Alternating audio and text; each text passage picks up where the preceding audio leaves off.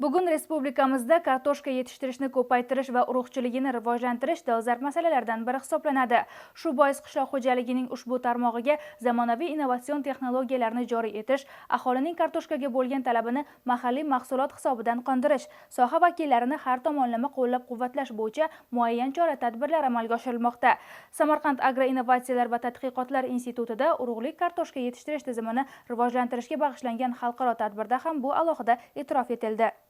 Davlatimiz rahbarining 2025-yil 8-sentyabrdagi respublikada kartoshka yetishtirishni ko'paytirish va urug'chiligini yanada rivojlantirishga doir qo'shimcha chora-tadbirlar to'g'risidagi qarori asosida aholimizni sifatli mahalliy kartoshka urug'i bilan ta'minlash bo'yicha sa'y-harakatlar boshlangan. Xususan, Janubiy Koreyalik olimlar bilan O'zbekistonda kartoshka urug'chiligini rivojlantirishda kadrlar salohiyatini oshirish xalqaro loyihasini amalga oshirish orqali urug'lik kartoshka yetishtirish bilan bog'liq masalalarga yechim topish rejalashtirilgan. Hozir bizning urug'lik kartoshka ishlab chiqarish majmuamizda gidroponik tizimlarga e'tibor qaratilmoqda. Biz O'zbekistonda hosildorlik salohiyatini oshirish va kartoshka ekin maydonlarini kengaytirish maqsadida mamlakatning o'z urug'chilik kartoshka ishlab chiqarish tizimini yo'lga qo'yish ustida ishlayapmiz. Buning uchun urug'lik kartoshkaning sifati nihoyatda muhimdir. Shu bois biz viruslardan xoli urug'lik kartoshka ishlab chiqarish tizimini yaratish ustida ish olib bormoqda. Bu jarayon to'qima madaniyati bosqichidan boshlanadi. Shundan so'ng o'simliklar gidroponik issiqxonalarga ko'chiriladi. Ayniqsa gidroponik tizim ochiq dala sharoitiga nisbatan yuqori sifatli va kasalliksiz urug'lik kartoshka yetishtirishda juda samarali. Chunki ochiq muhitda havodan va tuproqdan turli xil patogenlar bilan ifloslanish ehtimoli katta bo'ladi. Toza suv asosidagi ekish tizimi orqali biz bu yerda barqaror va sifatli urug'lik kartoshka ishlab chiqarish jarayonini yo'lga qo'ydik. Hozirda biz O'zbekistonning mahalliy navlari va Koreya navlarini o'z ichiga olgan 10 xil kartoshka navini sinovdan o'tkazmoqdamiz. Shulardan O'zbekistonning iqlim va tuproq sharoitiga eng mos, hosildorligi yuqori navlarni tanlab olishni rejalashtirganmiz. Kelajakda biz O'zbekiston fermerlari uchun yuqori hosil beradigan yangi kartoshka navlarini ishlab chiqarishni o'z oldimizga maqsad qilganmiz. Dunyoda har bir davlat o'zining milliy urug'chilik tizimiga ega bo'lishga intilmoqda. Shundan kelib chiqib, soha mutaxassislari xorijiy mamlakatlardan qimmat narxlarda urug'lik kartoshka sotib olish emas, balki turli zararli viruslarga chidamli mahalliy urug'chilik tizimini yaratishga kirishgan.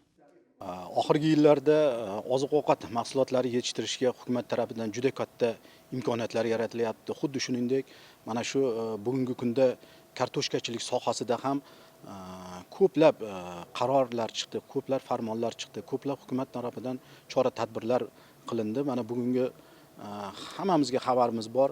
Mana kartoshkachilik urug'chiligi bugungi kungacha shu O'zbekiston Respublikasida juda kam miqdorda yetishtirilayotgandek. Asosan biz urug'chilikni shu yuqori avlodli urug'likni Yevropa davlatlaridan olib kelishga majbur bo'layotgandik. Xabaringiz bor, har yili 10 ming tonna, 12 ming tonnagacha o'sha chet davlatlardan urug'lik olib kelamiz. Buni hisobiga o'zimizda yetishtirilgan mahsulot yildan yilga iste'mol kartoshkasiga bo'lgan talab ham yildan yilga oshib boryapti. Bu hisobida tovar kartoshkasini ham, iste'mol kartoshkasini ham biz boshqa davlatlardan olib kelishga majbur bo'lib qoldik.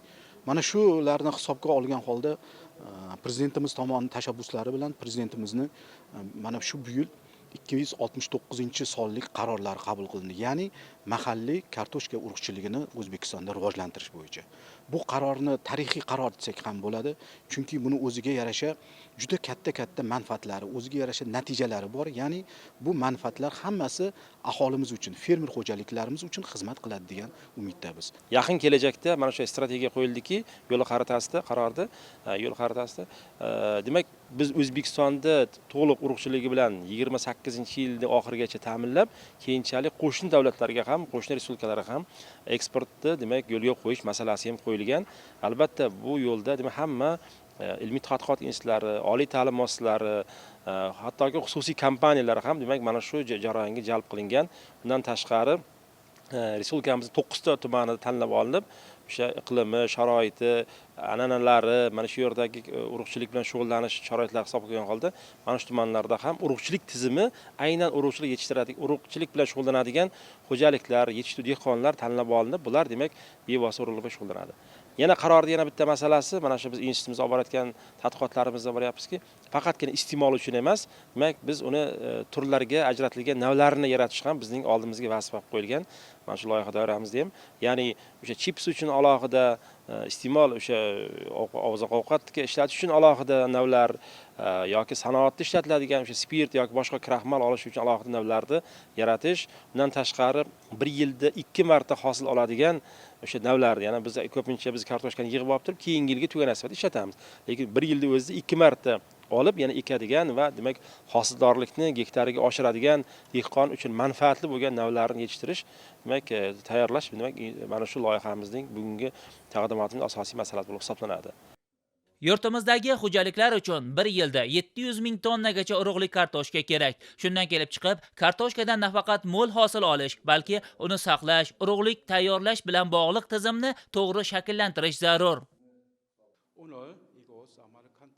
Mazkur tadbirda Koreyaning Xalqaro bog'dorchilik instituti mutaxassislari tomonidan ishlab chiqilgan O'zbekistonda urug'lik kartoshka yetishtirish, ta'minot va sertifikatlashtirish tizimi bo'yicha ishchi rejaning yakuniy taqdimoti bo'lib o'tmoqda.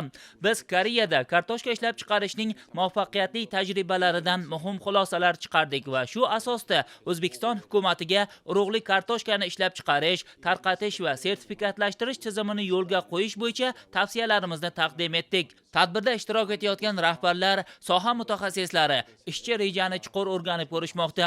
Bizning bu ishlarimiz kelgusida O'zbekistonning urug'lik kartoshka sanoati rivojiga mustahkam poydevor bo'lishiga ishonamiz. Darhaqiqat, mahalliy urug'chilik tizimini yaratish bir necha murakkab ilmiy izlanishlarni talab etadi. Koreyalik mutaxassislar bilan hamkorlikda amalga oshirilayotgan ishlar yaqin kelajakda o'z samarasini ko'rsatib, xalqimiz ehtiyojini to'liq ta'minlovchi urug'chilik tizimi shakllanishiga xizmat qiladi.